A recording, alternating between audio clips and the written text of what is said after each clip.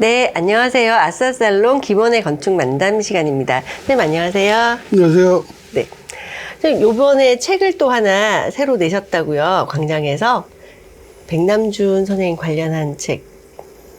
백선생 탄생 90주기인가?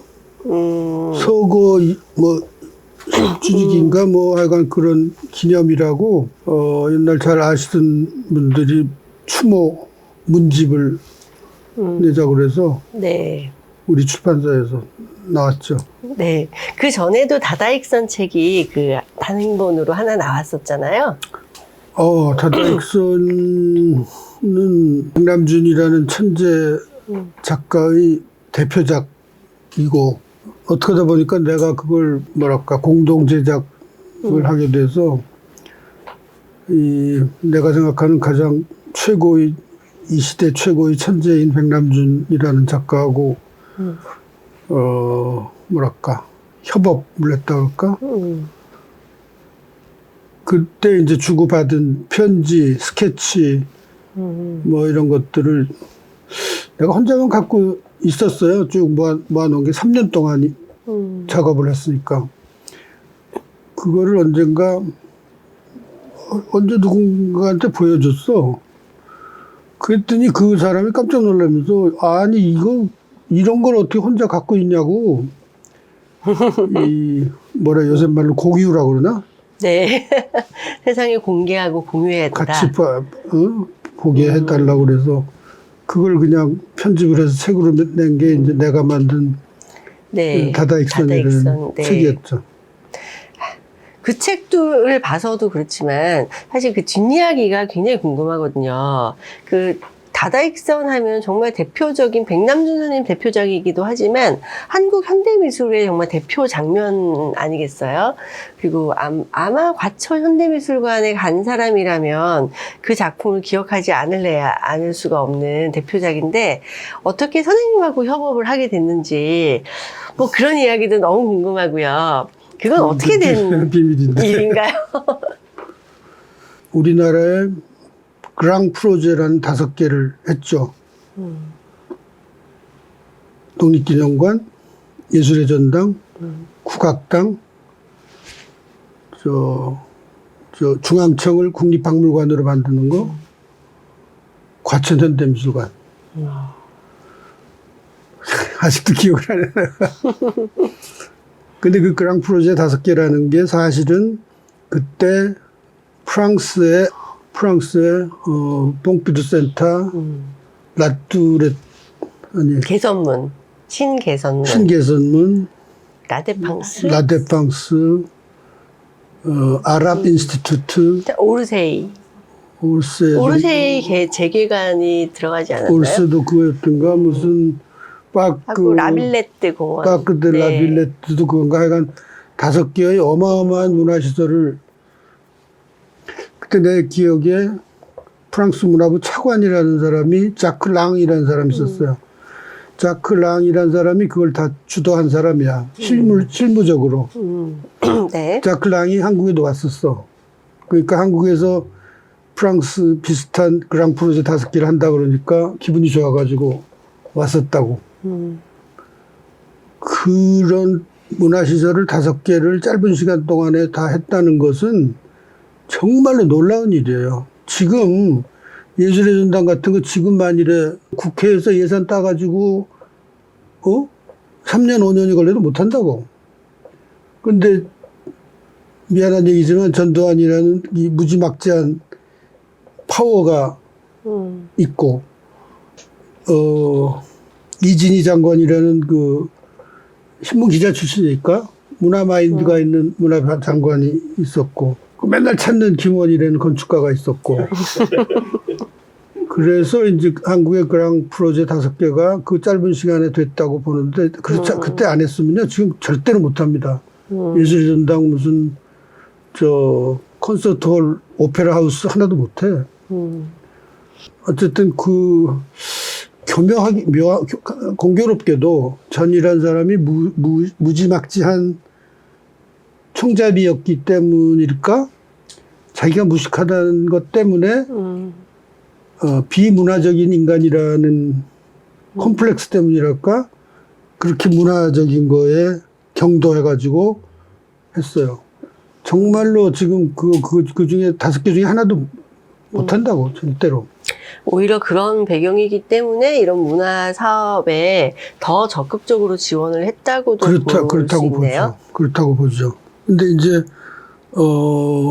과천에 현대미술관을 세운 얘기부터 하자면 그 한국의 5개의 문화시설들을, 한 3번째 되는, 프라이어리티가 한 3번째 되는 건데, 미술관을 세우자. 현대미술관을 세우는데, 야외 조각장을 겸비한 미술관을 세우라. 이거 한 줄로 된 대통령의 지시사항이야. 야외 조각장을 겸비한이라는 게 중요한 대목이야. 그냥 뭐 그림 구경하고 뭐 이런 게 아니라는 거지. 넓은 땅을 구해가지고 거기다 조각을 전시하고 미술관을 지어서 미술품을 전시하라. 근데 나도 그 바람에 털을 잡으러 다니고 무슨 또 저 미국에 출장도 다니고 뭐 미국에서 내가 제일 인상 깊게 본 것이 스톰킹 아트센터라는 뭐 아는 사람 있을 거야 막 야외 조각 전시장 있어요. 엄청난데요. 엄청난 땅을 그건 뭐 한 200만 평 될 거야. 그 땅에다가 야외 조각을 전시하는 곳인데 아마 뉴욕에서 한 2-3시간 떨어진 곳이야. 차로 가야 돼. 먼데 저 시내 가까운 데가 땅이 안 되니까. 어쨌든 야외 조각 전시장을 겸한 미술관을 만들어라. 그런데 이제 나는 국립현대미술관 건립추진위원회 위원이야. 건축가로서 유일하게 추진위원회 위원이야. 그것도 사실은 대한민국에 처음으로 만들어진 국립현대미술관에 내가 얼마나 하고 싶겠어. 그것도 국제 현상 공모하지 않았나요? 그래서 내가 주장을 했지. 네. 이건 국제 현상 공모를 해야 됩니다. 그랬더니 국제 현상 공모를 지명 공모, 지명 현상 공모. 김중업, 김수근, 윤승중, 김태수, 또 한 5명인가 그랬어. 근데 김중업, 김수근 2분은 왜 그랬는지 나 지금도 잘 모르겠는데 너무 바빠서 그랬는지 시시해서 그랬는지 안 하고 싶어서 그랬는지 2분 다 끄적끄적 그 공모 규정에 안 맞게 뭐 하려면 해 이러면서 끄적끄적 그린 걸 던져놨더라고 둘이 다. 진짜 왜 그랬는지 모르겠어 지금도. 네, 굉장히 중요한 프로젝트였을 것 같은데. 욕심이 아무리 유명한 건축가라도 그 욕심 날 프로젝트인데 바빠서 그랬는지 아마도 그 안에 김원희가 있다고 생각하니까 그 밑에 들어가서 그럴 수 있겠네요. 그럴 수 있겠네. 뭐 가능성 있어. 네. 제일 그게 가능성이 높네요. 그래서 이제 이런 그 국내 연구가 잘 없었던 재미 건축가 김태수 선생님이 당선자하게 되는 건가요? 김태수 씨가 그 얘기를 듣고 하트포드라는 데서 설계 사무실을 하던 하버드 대학 나왔나 그래. 하여간 미국 통이야. 미국에서 건축 교육을 받고 잔뼈가 굵은 건축가야. 근데 이분이 아주 작심을 하고 미국에 있는 설계 사무실을 문 닫고 네. 서울에 와서 사무실 하나 얻어가지고 전념해서 설계를 했군요. 죽기 살기로 한 거예요. 여기서 2달 동안. 그래가지고 거기 지명 받아서 그 제출된 안 중에서 가장 훌륭해. 프레젠테이션이 기가 막히네. 이따만 모형을 갖다 놨는데 그 모형에 그냥 다들 뭐 아싸 이거다 뭐 이렇게 돼버렸어 그냥. 첫눈에. 근데 들여다볼수록 설계가 잘 됐고, 네. 지금 과천의 현대미술가 그대로 찐 거지. 그 당선이 되고 맞아요. 나니까 그분이 한국에 와가지고 죽치고 앉아가지고 설계를. 김태수 씨라는 사람은 그때 그 판단을 잘 했고 운이 좋아 당선이 됐기 때문에 진짜 자기 인생에 좋은 작품을 하나 남긴 거야. 고국에다가. 아, 그 얘기 빠뜨렸구나. 국립현대미술관 터도 내가 잡았거든. 근데 그때 이제 너무 멀다고 막 사람들이 말이 좀 있었어. 네. 국립현대미술관이 시민 생활에 가깝게 있어야지 서울 시민도 가까이 갈 수 있고 그래야지 이제 설립 취지가 사는데 너무 멀리 있으면 안 되지 않냐. 근데 나는 어느 정도 떨어져 있어가지고 좀 널찍한 야외 조각장을 겸비한 나도 그런 생각을 했었기 때문에 과천에서 이 땅이 어떠냐고 과천시장인가 누군가가 추천을 했을 때 난 적극적으로 찬성을 했어요. 그 땅 좋다. 그걸로 가자. 근데 굉장히 많은 사람들이 반대를 했어. 너무 멀다. 그때 내가 이제 덴마크의 루이지아나 미술관이라고 정말 세계적으로 유명한 미술관이 있거든. 그거는 코펜하겐에서 한 2시간쯤 차 타고 가야 돼. 맞아요. 정말 근사한 미술관이지. 야외 조각, 바닷가에 파도 네. 치는데 말이야. 칼더 조각이 바람에 흔들흔들하고 말이야. 근데 내가 그걸 일부러 고생하면서 가서 그 감동이 말할 수가 없어. 그게 아마 코펜하겐 시내에 있어서 가까운 데 갔으면 그런 감동을 못 느꼈을지도 몰라. 고생스럽게 갔으니까. 그 다음에 스톰킹 아트센터라는 미국에 있는 그 조각 전시장도 굉장히 멀거든. 가기 힘들어요. 지금은 좀 나아졌지만 옛날에는 굉장히 힘들었다고. 어쨌든 그래서 내 주장은 가까운 게 능사가 아니고 좋은 작품을 감상하려면 좀 멀리 떨어져도 상관없다. 공사가 어느 정도 진행이 돼서 가림막을 걷게 됐고 안에 사람들이 들어가서 이제 구경을 할 수 있게 됐을 때가 됐는데 그때 이진희 장관이 가보자 그러더라고. 자기의 그 가장 중요한 업적 중에 하나니까. 과천관이 거푸집을 걷어내고 이진희 장관하고 일행들이 우르르 몰려가서 그 이제 처음으로 구경을 하는데 이렇게 이제 그 로춘다 홀을 쭉 이렇게 보면서 이렇게 둘러보고 있는데 뒤에서 어떤 사람이 구겐하임 닮았네 그랬어. 내 생각에 따라온 사람이 그렇게 여자 목소리 같았어. 근데 이진희 장관이 그 얘기를 듣는 순간 인상이 확 변하더니 기분이 확 나쁜 거야. 자기가 얼마나 지금 이거 애써서 이걸 털을 잡고 예산을 마련을 해가지고 이걸 지금 겨우 이렇게 해가지고 지었는데 구겐하임을 닮았다 그러면 이게 뭔 꼴이야? 이게 대한민국의 문화 독립국으로서 말이야. 미국 걸 본땄다는 얘기를 듣게 생겼잖아 지금. 기분이 확 나빠가지고 씩씩거리고 사무실에 돌아와서 지시를 내리기를 절대로 구겐하임 닮았다는 소리 안 나오도록 만들어라. 때려 부시고 사라지든지 설계를 고치든지 로툰다 홀만 없애든지 구겐하임 닮았다는 소리 안 나오게 해라. 그러니까 지금 다다익선이 있는 그 홀 말씀하시는 거죠? 그게 원래 다다익선 염두에 두고 설계된 게 아니라 그거는 그냥 원래 로춘다 홀이라고 들어간 입구의 메인 홀이야 그게.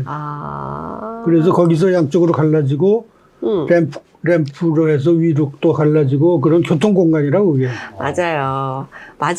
그래서 사실 다다익선이 미술관을 방문한 모든 사람의 기억에 남을 수밖에 없는 게 몇 번 보게 되잖아요. 왔다 갔다 하면서 여기 또 보이고 또 보이고 또 보이고. 그리고 돌아서 또 가고 네. 또 일로 또 가고. 지정학적 위치가 아주 좋은 곳이네요. 여기가. 그게 전화위복의 또 결정판인데 다다익선 구겐하임 닮았다는 소리 안 나오게 만들어라. 하긴 그게 없다고 생각하면 뭔가 이렇게 빵 뚫려 있고 그죠? 그냥 좀 넓은 교통 공간이야 한마디로. 네네. 그리고 그때 그 당시에 건축에서 꽤 유행하던 막 일종의 메이저 스페이스 같은 거야. 네. 그쵸. 구겐하임도 그런 식이지. 그쵸. 들어가면 이렇게 구겐하임 닮았어 사실 좀. 근데 저 기억나는데요. 이 로툰다호를 이렇게 따라 올라가면서 그 다다익선을 상층부까지 볼 수 있잖아요. 그건 내 아이디어고. 아, 정말요? 저는 그래서 일부러 이렇게 이 작품이 워낙 크니까 동선을 이렇게 해서 상층부까지 돌 수 있게 설계를 그렇게 한 거구나. 이렇게 했는데 이게 원래 로툰다홀이 그런 역할이었다는 거죠. 그러니까 그때는 다다익선을 예측하고 램프 코어를 만든 건 아니고 지금 로툰다홀이다, 램프 코어다, 무슨 뭐 이름이 여러 가지지만 하여튼 그 큰 메이저 스페이스를 하나 만든 거야. 네, 그냥. 네. 그리고 이렇게 해서 위로 올라가고 그렇죠. 또 해서 옥상으로도 나가고 뭐 그런 네, 네. 기능 공간이야. 근데 절대로 구겐하임 닮았다는 소리 안 나오게 해라. 아니, 자, 이거 어떡하냐. 부시고 새로 할 수는 없고, 어떻게 하냐. 뭐, 이제 논의를 여러 가지를 하던 끝에, 누군가가 그 공간을 쳐다볼, 저거 없이 시선을 끄는 작품을 여기다 갖다 놓으면 될 거 아니냐. 그 아이디어는 누가 냈는지 모르겠어. 그게 참 기발한 아이디어였어. 시선을 끄는 작품을 가운데 딱 놔가지고, 로툰다홀이 구겐하임 닮았다는 느낌을 안 주도록. 로툰다홀에 시선이 안 가도록. 네. 그러니까 그만큼 또 강력한 뭔가가 또 있어야 그렇지. 되는 거네요. 그래서 아마 여러 사람이 아이디어를 궁리를 하고 한 끝에 백남준을 불러오자. 백남준이면 번쩍번쩍하고 막 움직이고 막. 응? 근데 백 선생은 평소에도 나중에 내가 들어보니까 자기는 비디오 아트라는 그런 말도 없었지, 옛날에는. 비디오 아트라는 말을 만든 사람이니까. 자기가 무명 시절에 미국 미술계에서 이 시선을 끌 수 있었던 이유가 큰애 빠진 TV를 갖다가 쌓아 올려가지고 비디오 아트라고 턱 내놓으니까 사람들이 기가 막혀가지고 이게 무슨 아트냐 라는 논쟁이 벌어진 거야. 근데 그게 거기서 살아남기 위해서는 자기가 그때까지 해왔던 여러 가지, 그러니까 독일에서 스투트가르트에서 무슨 뭐 실험 미술 뭐 많이 했잖아. 독일에 특히 2차 대전 후에 새로운 장르의 미술들이 막 나오고 했을 때 거기 가서 그 무슨 그룹하고 뭐 같이 작업하고. 그러니까 지금도 독일 사람들은 백남준을 독일 작가라고 얘기해. 미국 사람들은 미국 작가라고 그러고. 한국 사람들은 한국 작가라고. 일본에서는 또 일본 작가라고 그래. 일본은 왜요? 일본에서 공부했다고. 그러니까 그 참 행복한 거지. 네 나라에서 다 자기 나라 작가라고 그러니까. 역시 사람은 성공하고 봐야 돼. 그리고 국적이 미국이었으니까. 근데 한국 사람이라는 것을, 사람이 한국 사람이라는 거는 누구도 부인을 못하지. 그쵸. 작가는 미국 작가, 독일 작가 뭐 하지만 어쨌든 독일이 독일 작가라고 주장하는 거는 어떤 식이냐면 베니스 비엔날레 어느 해 독일관이 황금사자상을 탄 해가 있었는데 네. 그 해가 독일관의 주제가 백남준이야. 오. 그러니까 독일 사람들은 백남준을 독일 작가라고 생각했으니까 베니스 비엔날레 그쵸. 독일관의 주제로 했지. 뭐 이제 그런 식인데 백 선생은 늘 얘기하는 것이 자기는 어느 전시장에 자기 작품을 내놔도 저런 그림이 뭐 쭉 이제 걸려 있을 거 아니야. 전시장에. 그럼 가면 사람들이 쭉 보면서 보다가 좋은 거 있으면 좀 한참 보다가 뭐 무지 유명하고 큰 그림 있으면 소파 놓고 앉아서 좀 보다가 뭐 그런 건데 자기 작품은 번쩍번쩍하니까 멀리서도 눈에 띄고 저런 게 아니잖아. 네. 그러니까 글로 눈이 가게 된다고. 그럼 가다가 거기 가서 봐. 그러면 이런 그림 같은 뭐 저거 사람인가? 뭐 이러고 그냥 지나가지. 이 화면이 자꾸 바뀌니까 바뀌는 걸 보게 돼. 일정 시간. 그렇죠. 그게 백 선생이 자기 작품을 미 사람들을 끄는 가장 중요한 요인인 거야. 작품 앞에 머물러 있게 눈에 띈다. 놓는 거. 그다음에 네. 머물러 있게 한다. 두 가지. 천재인데요. 그런데 그것이 인정을 받기까지 참 어려웠지. 이 뭐랄까 구태의연한 그 재래식의 미술계의 풍토에서 작가라고 인정을 받기는 그건 좀 어쨌든 내가 공간 잡지를 편집할 때 한번 해외에서 활동하는 한국의 예술가들을 소개하는 칼럼이 있었어. 연재 칼럼이. 그때 백 선생을 한번 소개를 하자고 그래가지고 네. 내가 원고 청탁을 보낸 적이 있었지. 그 전에도 인연이 있었네요. 그건 나는 그 사람은 날 모르지. 원고 편집자로서 원고 청탁서를 보냈으니까. 근데 원고를 보내왔는데 아주 재밌는 원고야. 아마 공간 잡지에 반 페이지 정도 되는 짧은 글인데. 원고를 한글로 보내나요? 영어로 보내나요? 한글로요. 와. 그 양반은 한국말을 아주 유창하게 아주 잘해. 그리고 30년 전 그때 30년 전이니까 지금으로 봐는 한 50년 전에 한국에서 유행하던 서울 사투리 그걸 그대로 갖고 있어. 서울 사투리. 서울 사투리 알아?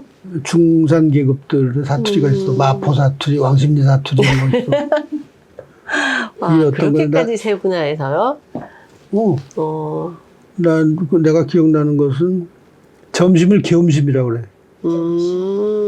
아는 사람 있어 혹시? 맞아요. 그 약간 좀 정말 고운 노인분들 중에 겸심 이렇게 하시는 그리고 분들 있어요. 없다를 없다라고 그러고 돈을 둔이라고 그러고 둔 없어 뭐 이래. 그냥 백 선생이 서울 사투리를 쓰더라고. 백남 선생님하고 어울려요. 백 선생은 백승 아버지가 무지하게 부자야. 그거 알았나? 그래요? 얼마나 부자였냐면 재벌집 막내 아들인가요? 재벌 정도가 아니야. 한 가지 분명한 것은 지금 창신동에 가면 백남준 기념관 있어요. 그 백남준 기념관을 내가 주도를 해서 만들었는데 그 기념관이 백낙승이다 이름 생각났다. 백낙승이라는 백 선생 아버지의 저택의 문간체야. 문간체요? 기념관이 지금 기념관이요? 그럼 본체는 어디까지 어디까지냐면 내가 그래서 그걸 백낙승이라는 명의로 된 집원을 전부 체크를 해봤는데 거기 그 전시장에 전시돼 있어. 찍어놓은 게. 창신 1동이라고 지금 돼 있는 그 동 전체가 그 집 땅이야. 그 집 땅일 수는 있는데 그 집이야. 집이 그렇게 다 그 전체가 집이라고요? 동네 하나가? 대문간 있고 중문체 있고 본체 있고 뒤체 있고 뒷마당 있고 뭐 어마어마한 정원 있고. 어마어마한 부자였네요. 어마어마한 부자였어. 창신 1동이 다 그 집 땅이었으니까. 본론으로 돌아가서 그 로툰다 홀에 무슨 작품을 갖다 놓는 것이 좋겠냐 했을 때 어떤 사람 하나가 백남준을 생각을 한 거야. 그러니까 작품에 눈이 팔려가지고 이 공간을 쳐다보지 않도록 만들어라고 장관이 그러니 백남준 작품을 갖다 놓으면 우선 들어오자마자 눈길이 글로 갈 거 아니야. 번쩍번쩍 하니까. 그 다음에 눈길을 한번 잡아 놓으면 장면이 바뀔 때만 기다리니까 머무르게 된다.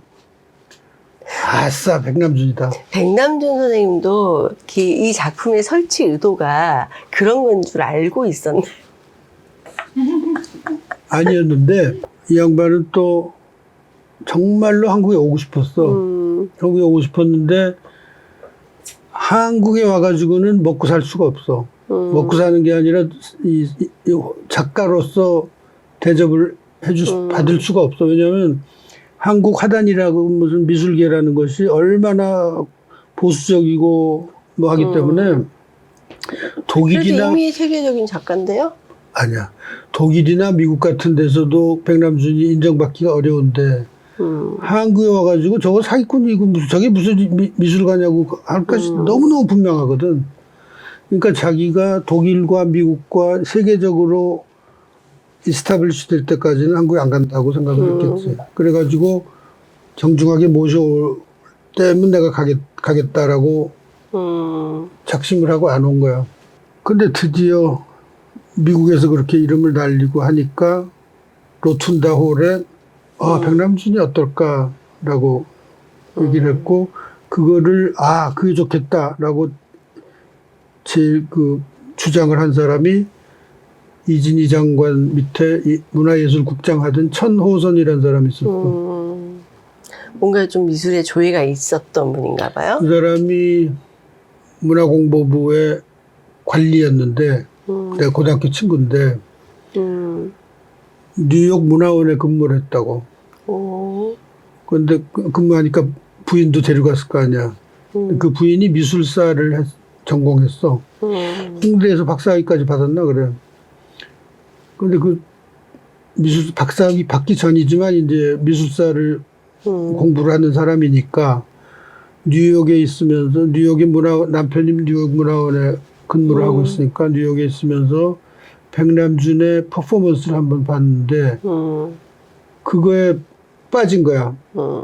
그래가지고 백 선생이 한번 때려부신 바이올린을 때려부시는 쇼를 했는데 끝나고 나서 무대에 기어올라가지고 바이올린 깨진 조각을 다 주워 모았어. 이 아줌마가. 지금도 아마 갖고 있을 거야. 그 바람에 이제 그 두 부부가 백남준이라면 아주 뭐랄까 죽고 못 사는 광팬이 됐는데 그 남편이 천만다행히도 문화예술국장이었어 그때 이진희 장관 밑에. 그 사람이 아마 내 생각에는 아이디어를 참 낸 것 같아. 여기 백남준 갖다 놓으면은 이게 안 보이겠다. 그래서 한번 접촉을 해보자. 곤란한 거지. 현대미술관으로서는 예산이 없잖아. 건설공사 뭐 빠듯한데 네. 거기다 뭐 작품을 어떻게 사다 놓고 그러면 상상도 못하지. 그 백 선생한테 컨택을 했더니 TV만 나한테 공급을 해주면 내가 작품을 하겠다. 작품료를 안 받고 TV만 공급을 해줘라. 그때 TV도 되게 비싸지 않았어요? 18인치짜리 하나가 이만한 거. 네. 무지 무거운 건데 그게 50만 원이었어. 브라운관 TV 하나가 브라운관 TV. 50만 원이면 한 사람 한 월급 정도 되지 않나요? 모르겠어. 하여간 50만 원인데 그러면 얼마나 필요하냐고 그랬더니 한 200~300대 얻어달라고 그랬어. 근데 그때까지 백 선생이 작품 중에 가장 큰 작품을 한 것이 프랑스의 뽕피두 센터. 뽕피두 센터인가? 루브르 박물관인가? 그러니까 1층 들어가면 바닥이 이렇게. 바닥 뚫려가지고 바닥에 깔아놓은 거 있잖아. 삼색기라는 작품이야.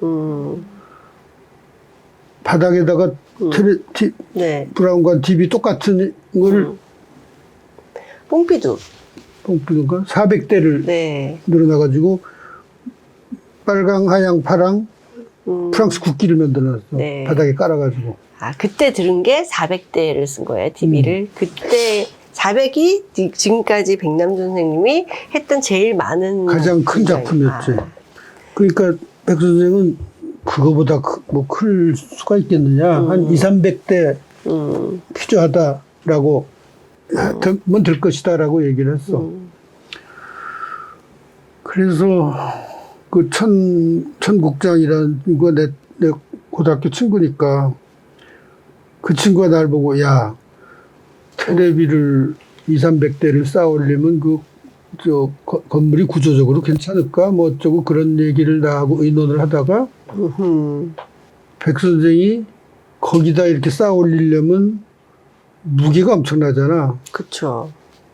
이 구조가 문제가 있겠다. 그리고 그 공간에 얼마나 크기로 얼마나 높이 쌓아야 이게 너무 작아 보이지도 않고 너무 커 보이지도 않고 적정한지 이거를 가늠을 못 하겠다는 거야, 백 선생이. 그래서 건축가를 하나 소개를 해달라는 거 하고 TV를 200~300대 얻어달라는 거 하고 두 가지 조건을 얘기를 했어. 그러면 내가 거기다 작품을 무료로 해주겠다. 네. 그래서 백 선생이 200~300대의 TV를 얻어주면 내가 그걸 하겠다라고 승낙을 받고, 백 선생도 그게 처음으로 한국에 돌아온 계기야.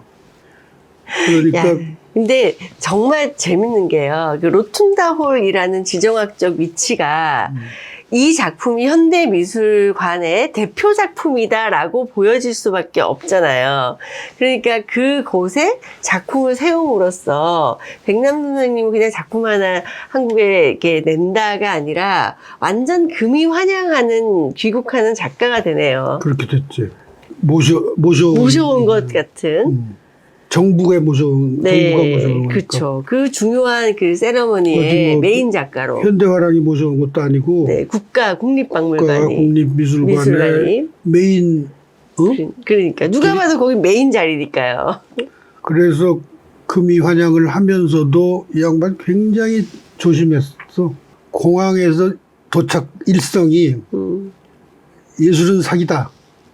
아, 그 말이, 그 유명한 말이 그때 나온 얘기군요. 예술은 사기다. 왜냐하면 자기 입으로 먼저 사기라고 해버려야 딴 새끼들이 저 새끼 사기꾼 뭐 이런 소리가 안 나올 것 내가 같으니까. 그랬잖아, 사기라고.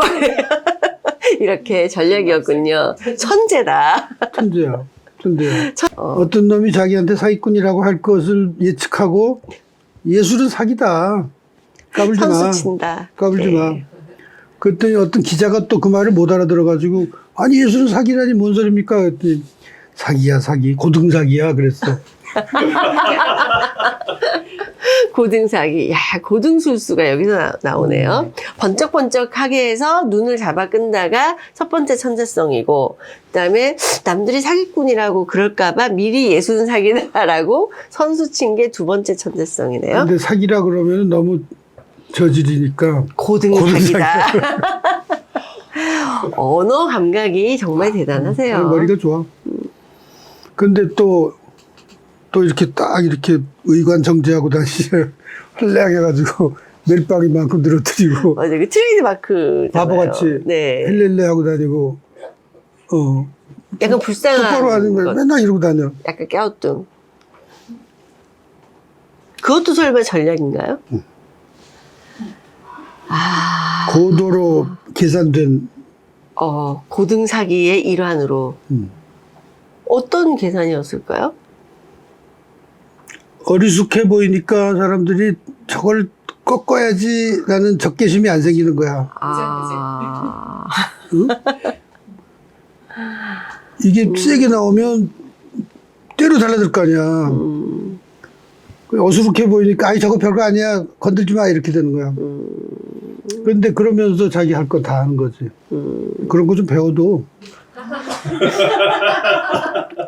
그렇죠. 작품도 뭐 최첨단 좀 테크놀로지한데 사람도 이렇게 빼리빼리하면 약간 좀 이미지가 너무 그쪽으로 가니까 일부러 이렇게 완화시키는 작용이네요. 그게 전부 일부러 하는 거거든. 멜빵을 이렇게 일부러 늘어뜨린다든가. 그거 내가 사진 좀 보여줄 거 그랬다 정말. 저 바지 내린 사진 봤어? 네. 저는 못 봤습니다. 그러면 자주 보셨으니까 그런 연출된 게 기자들한테 보여주는 그런 송출 전략이라면 평소에 백남준 선생님은 어떠세요? 굉장히 뭐랄까 말 한마디 한마디가 정말 놓칠 수 없는 저기지, 금원들이야.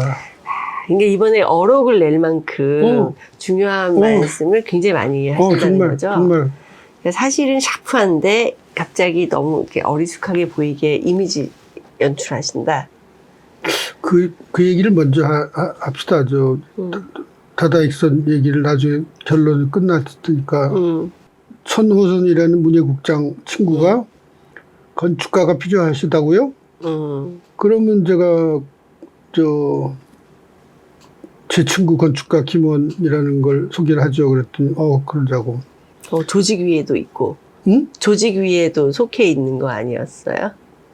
건립추진위원회. 건립추진위원회. 근데 건립추진위원이라는 것이 영향을 준 건 아니고 백 선생이 그냥 건축가의 도움이 필요하다고 하니까 이 양반은 그 스케일을 감각이 없어서 이제 그러는 거지.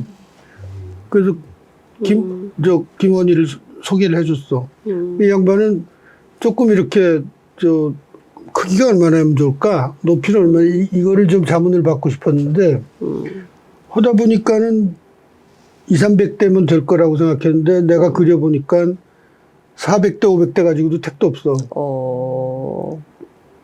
그래서 선생님 안 되겠습니다. 그랬더니 그래? 많을수록 좋지? 그래서 이름이 다다익선이 된 거야. 이제 결국 몇 대까지 추가가 됐나요? 그래서 이제 500대, 600대 하다 보니까 나중에 아이고 1000대쯤 돼야 되겠습니다. 그랬더니 많을수록 좋지? 그게 이제 다다익선인데. 백선생으로서도 지금까지 400대가 최고 큰 거였는데. 그리고 200~300대로 끝날 줄 알았거든. 근데 그게 참 곤란한 이유가 텔레비전을 공짜로 달라고 그랬거든. 자기는 텔레비 사가지고 그거 할 돈이 없다 이거야. 맞아요. 50만 원짜리를. 그러니까 한 대가 엄청 비싼 건데 1000대나. 1000대니까 5억이지? 그런가요? 50만 원. 50. 텔레비 값만? 그러네요. 그 당시에 5억이면 엄청난 돈이야. 근데 그 건설 공사, 과천 현대미술관 공사를 대우건설에서 하고 있었거든. 나는 대우 김우중 회장한테 얘기를 해가지고 좀 울거내려고. 대우전자에 가서. 대우전자 테레비하고 삼성전자하고 경쟁할 때였어. 처음 나와가지고. 대우전자에다가 얘기를 하려고 그랬더니 거긴 시스템이 말이지 모든 것이 김우중 눈치 맞아 결정되는 게 없어. 특히 그런 도네이션하고 무슨 공짜로 주고 이런 거는 절대로 허용이 안 돼. 대우의 회사 컬처가. 그래서 대우에 우리 경기 선배, 김우중도 대우 선배지, 경기 선배지. 그러면서 나는 그걸 좀 낙관을 했거든. 공사를 하고 있으니까. 네. 그 공사를 맡았으니까. 낙관을 했는데, 아이고, 이게 안 들어가는 거야. 안 먹히는 거야. 그런데 마침 그때 삼성이 생각하기에 참 판단을 잘한 거야. 이걸 우리가 대주는 게 좋겠다. 라고 판단을 한 거야.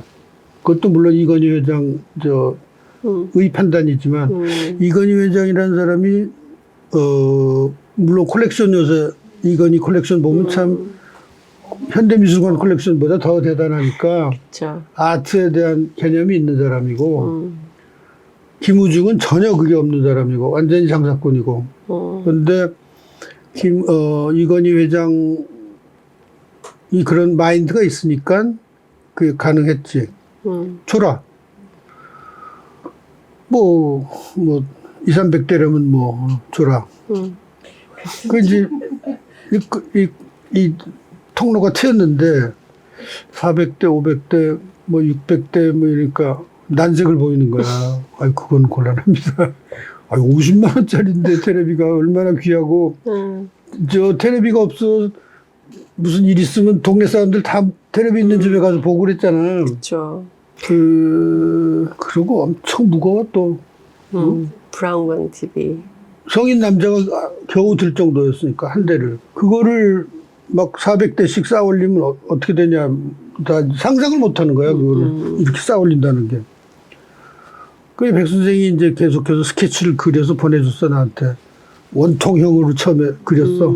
네. 아, 처음에는 이렇게 원뿔이 아니라 완전한 완전히, 원통. 그 다음에 이제 뭐라 그러지? 그 마스타바라 그러나 뭐라 그러나.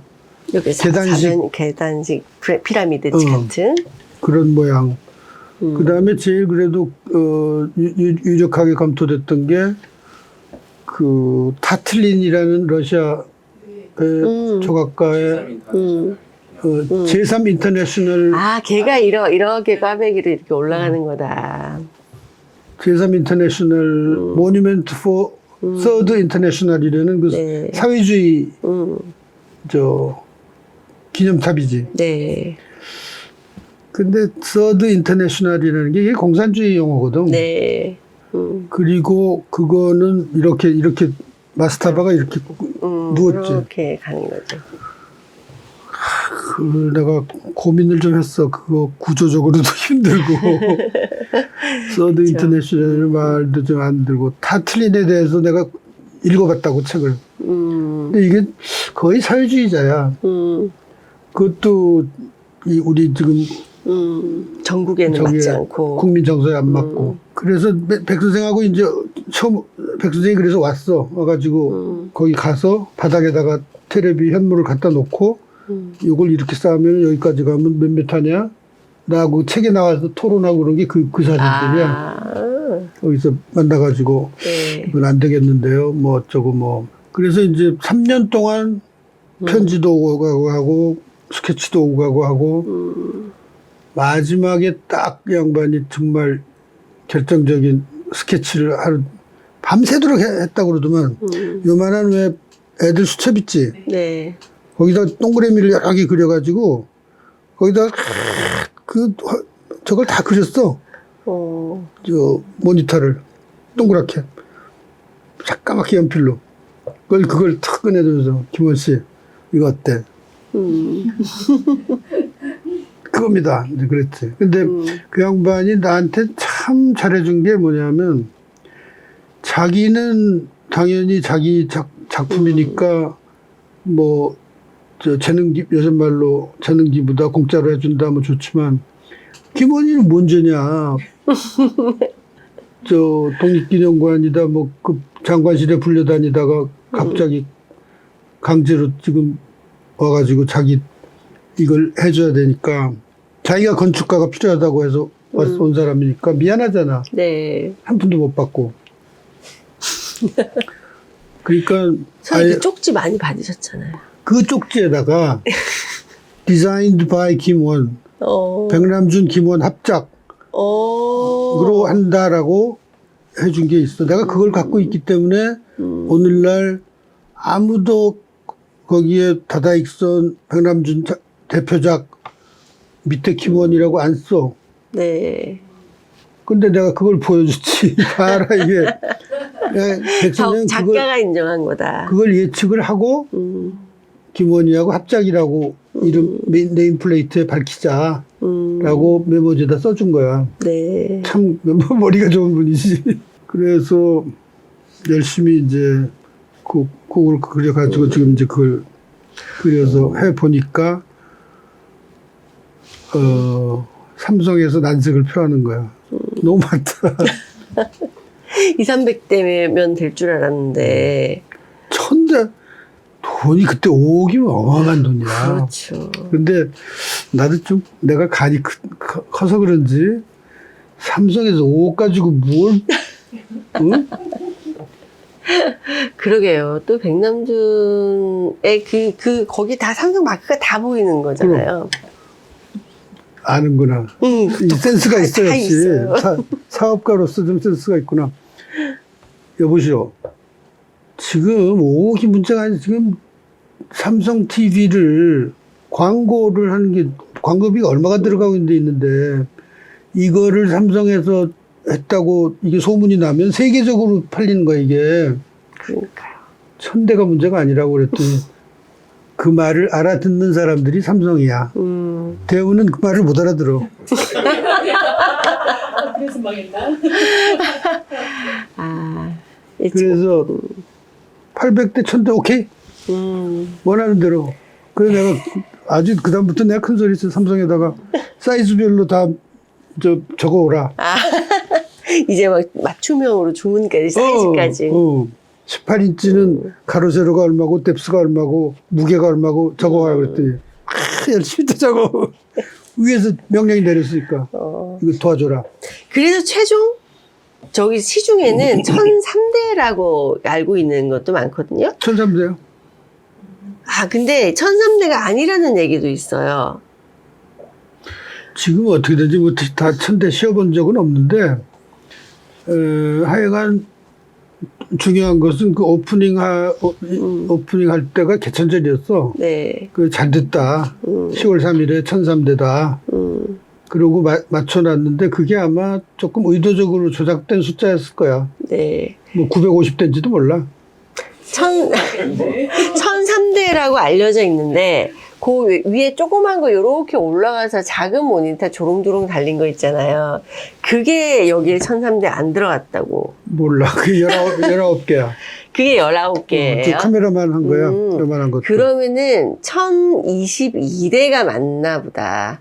그 두 숫자 중에 뭐가 맞냐라고. 몰라. 근데 지금 또 그 다음에 많이 바뀌었기 때문에 이 얘기가 좀 중요한데 근데 미술 작품이라는 것이 8시간씩을 켜놔야 될 거 아니야. TV를 가동을 시켜야 될 거 아니야. 네. 그럼 이게 도대체 하루에 8시간씩 매일 TV를 보는 사람이 어딨어? 모니터의 수명. 수명. 네. 근데 삼성전자에서 대답은 8만 시간입니다. 그랬어. 브라운관의 수명이야. 브라운관의 수명이. 음극선에서 뭘 쏘잖아, 이거. 네. 그게 굉장히 그 예민한 메커니즘이거든. 응? 그 쏘는 것을 글쎄 8만 시간이라는 것도 대단한 거야, 그거. 8만 시간을 하루에 8시간씩 하면은 1. 만일. 8만 시간. 그쵸. 만일이네요. 만일이지? 그럼 360으로 나누면 8년이야. 노. 30년. 30년. 이제 30년 되지 않았어요? 지나갔지. 90년, 20년. 조금 지났네요? 그럼 이제 한번 모니터를 교체하나요? 다 바꿨어. 벌써요? 최근에 안 갔거든.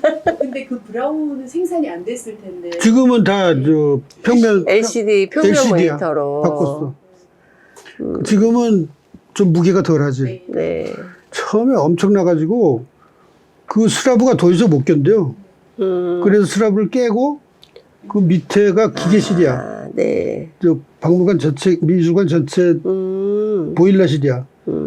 거기서도 안 돼. 그래서 그 밑에다가 안반에서부터 기초를 올린 거야. 파일을 박았네요.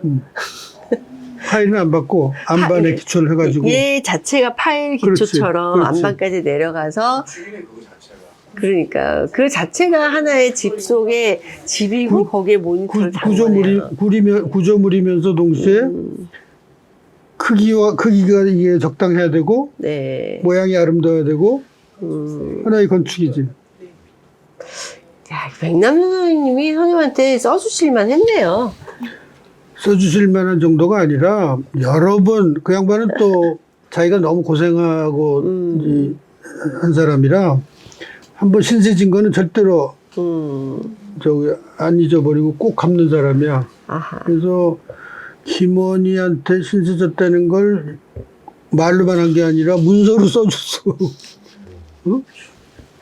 그 이번에 그 현대미술관에서 뭐 또 그 다다익선 책이 나오는데 날 보고 원고를 써주달라고 그래서 써주면서 거기다가 백남준, 김원 합작 그 얘기는 꼭 밝히라. 그 메모지를 줬고 그놈들이 자꾸만 백남준만 얘기만 하니까 거기는 백남준, 김원 도네이션 오브 디 아티스트 2명 이름을 쓰자고 네. 사인을 해줬거든.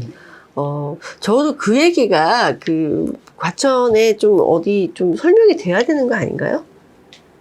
아이, 거기다 뭐, 그것까지 설명할, 김원 이름도 안 쓰는데 거기 설명이 그러니까 되겠어. 그건 너무 근데 억울한데? 이경성 관장이 관장 활동안에는 나를 좋아하니까 늘 써주고 그랬는데, 전시물이 바뀔 때는 또 이놈들이 쓱 빼버려.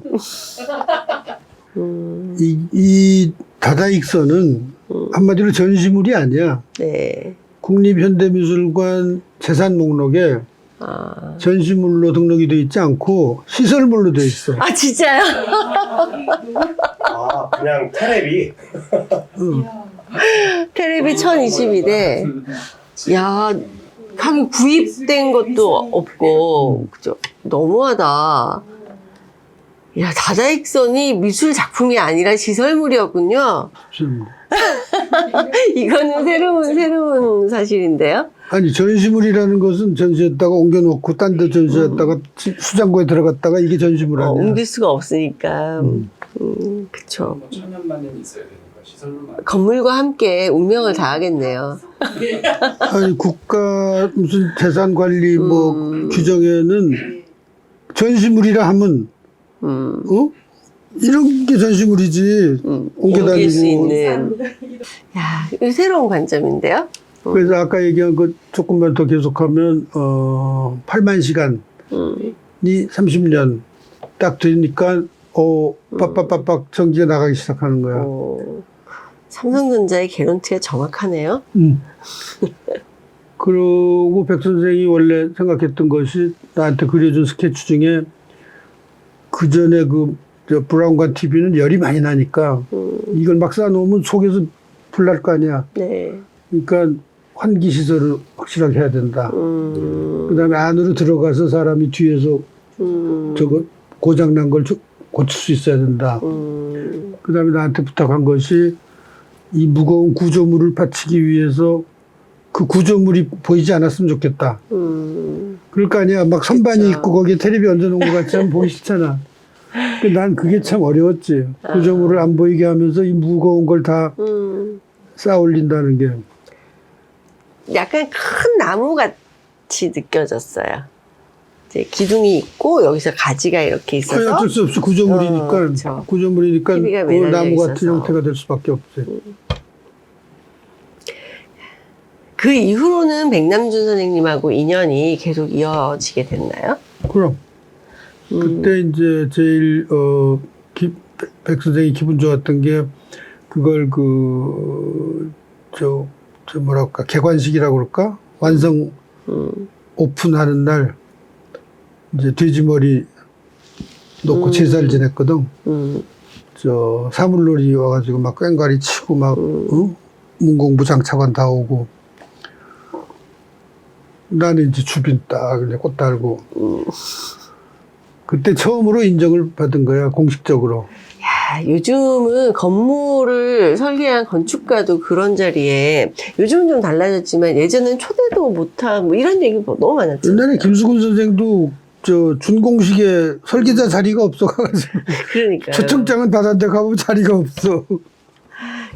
그런데 그 자리에서 이제 주빈으로 이렇게 할 만큼 이상이 높아진 거네요.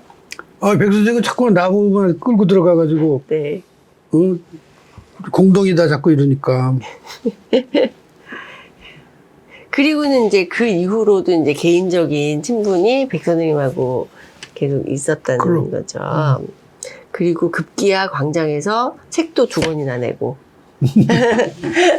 그리고 저 기억나요. 그때 그 다다익선 책 내던 날 우리 출판 기념회도 광장 사무실에서 되게 근사하게 했잖아요.